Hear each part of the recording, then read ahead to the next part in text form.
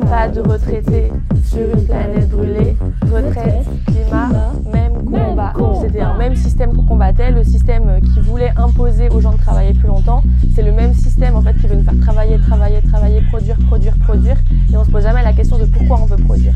L'idée en fait c'était d'utiliser la techno et de peut-être un peu révolutionner les moyens utilisés pour manifester. Il y a autant de manières de protester que de personnes. Donc on peut toutes et tous trouver un moyen qui nous correspond le plus pour manifester.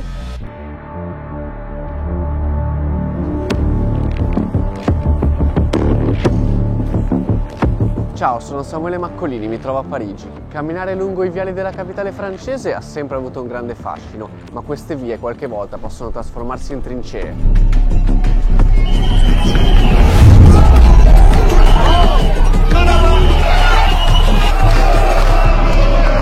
Nel 2023 le proteste contro la riforma delle pensioni hanno dato vita a un grande movimento collettivo di lotta. Ora andremo a incontrare le persone che hanno movimentato la piazza con balli e canti. Si parte! Vi ricordate di questo video?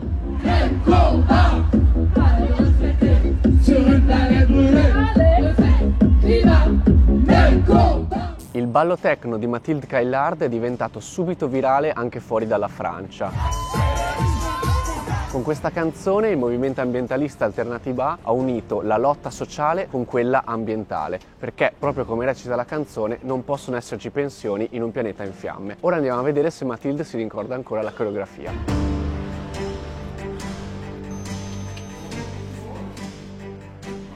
Hi Mathilde. Yes, welcome Alternativa Paris.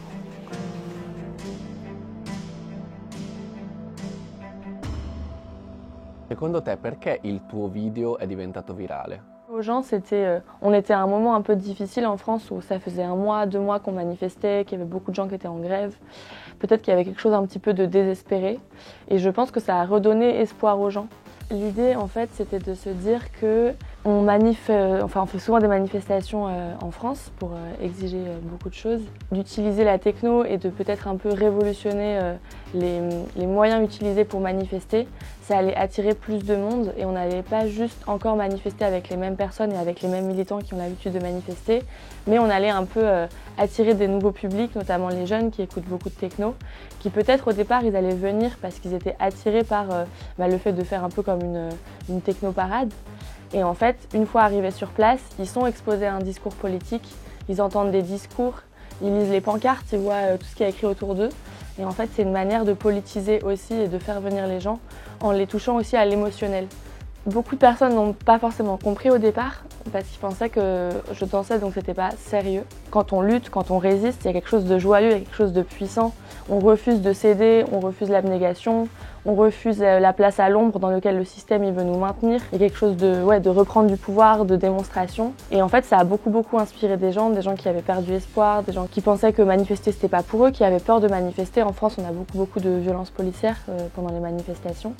Et en fait, toutes ces choses-là, ça a finalement beaucoup marché. Il y a beaucoup de gens qui nous ont revenus, il y a beaucoup de gens qui m'ont écrit pour me dire ça m'a redonné espoir, maintenant je retourne en manifestation alors que j'y étais jamais allée ou alors que je voulais plus y aller. J'ai ramené avec moi les vêtements que j'utilise pour les manifestations. Donc il y a le pull Alternativa Paris. Donc ça c'est le nom de l'association dans laquelle je suis à Paris. Et avec, il y avait aussi donc les lunettes qu'on mettait comme ça pour danser un peu.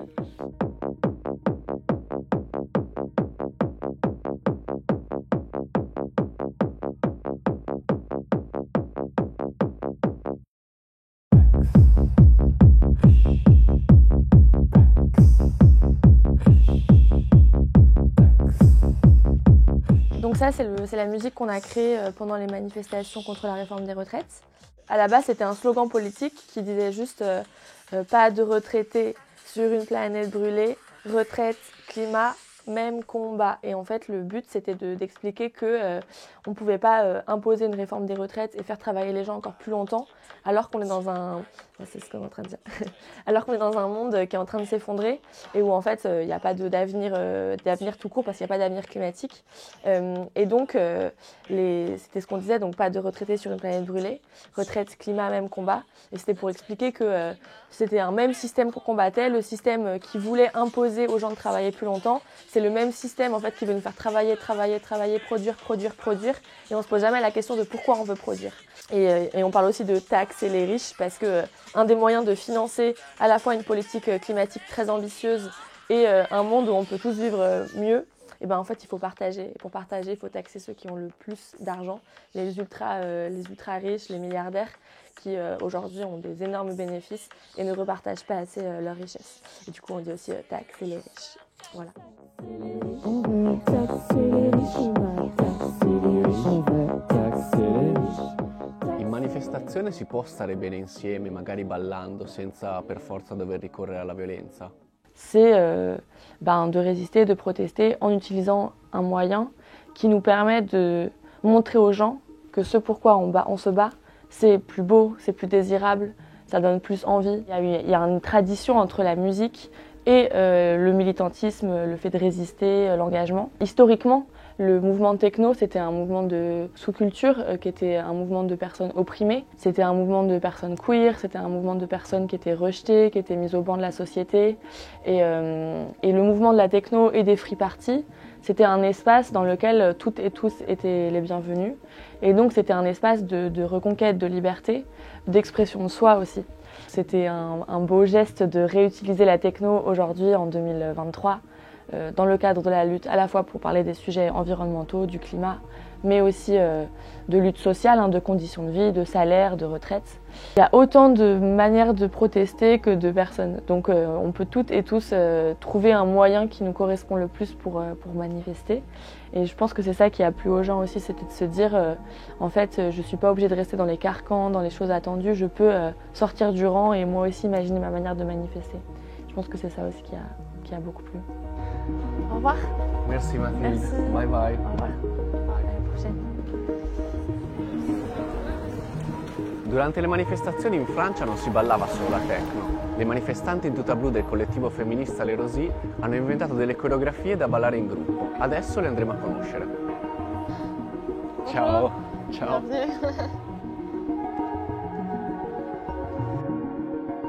Cet endroit ici, c'est un local, un atelier où nous construisons les décors pour nos actions. Et donc c'est ici que sont nés les cortèges des Rosy en France. Et donc on peut voir ici par exemple la Rosy géante qui est sur nos camions pendant les manifestations. Chi è Rosy?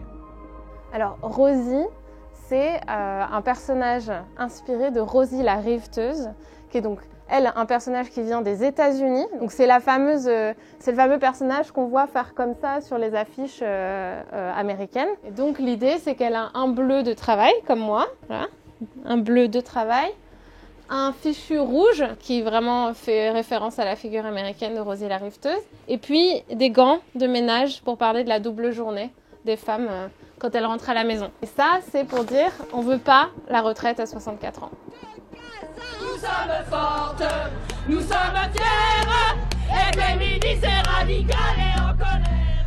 On a créé les Rosy spécifiquement pour cette manifestation, pour ces 6 mois de manifestation. On s'est dit, il faut qu'on amène ce sujet spécifique du féminisme dans les manifestations, parce que le travail, en fait, c'est pas juste associé aux hommes, les femmes travaillent aussi, les femmes travaillent plus que les hommes, puisqu'en fait, elles travaillent la journée dans leur emploi, en fait, et puis le soir ou le week-end à la maison dans un travail domestique. Et donc on s'est dit en fait les retraites c'est une lutte pour les femmes, puisque les femmes elles subissent des inégalités toute leur vie au travail et aussi quand elles ont des enfants. Et ensuite à la retraite ces inégalités sont bien augmentées puisque elles ont des carrières amputées. Ça veut dire qu'elles ont des carrières hachées qui sont interrompues par le fait qu'elles font des enfants, qu'elles en prennent soin. Souvent, elles ont des temps partiels pour pouvoir continuer à s'occuper des enfants.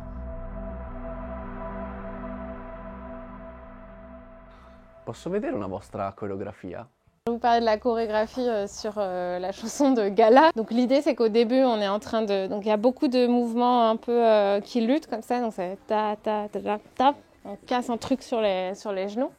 Et ensuite on dit que le gouvernement ment. Donc on dit c'est que des mots, du blabla, arrêtez votre blabla. On a aussi beaucoup de choses comme ça, genre on ne passera pas.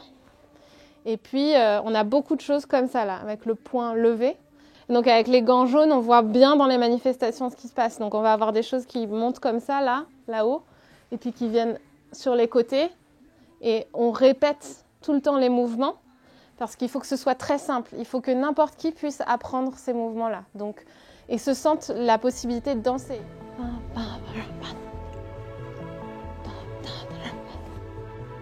Ouais, quand on danse, on est plus forte. Quand on danse ensemble, on est plus forte en fait.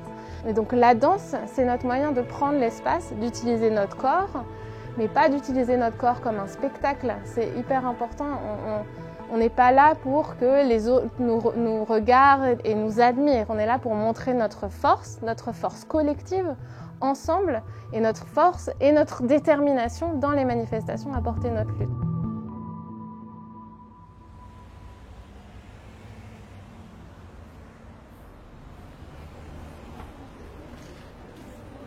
L'ultimo protagonista delle proteste francesi non balla, ma suona la chitarra. Luron ha trascinato i cortei con le sue canzoni, cantate a squarciagola dalle compagne e dai compagni del sindacato.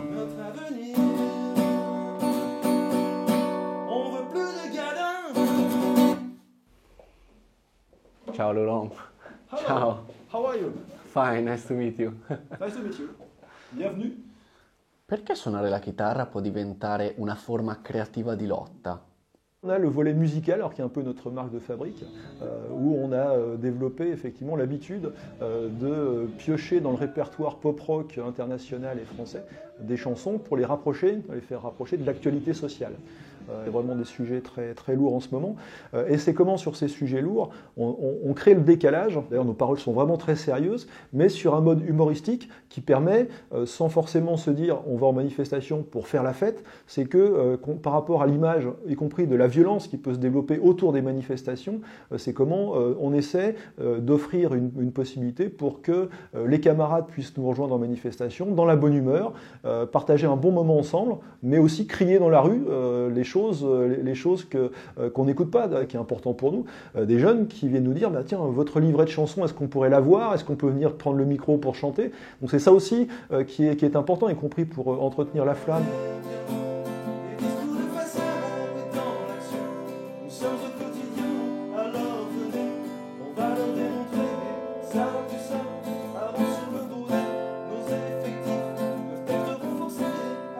On a une quarantaine de chansons en fait, qui ont été utilisées dans une dizaine de manifestations parisiennes, hein, dans les grands boulevards.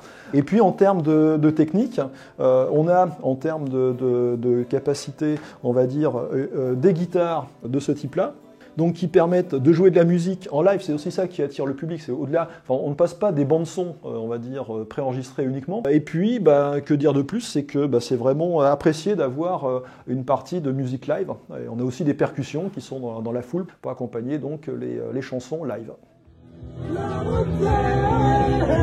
Des zombies, des zombies, des zombies, hey, hey.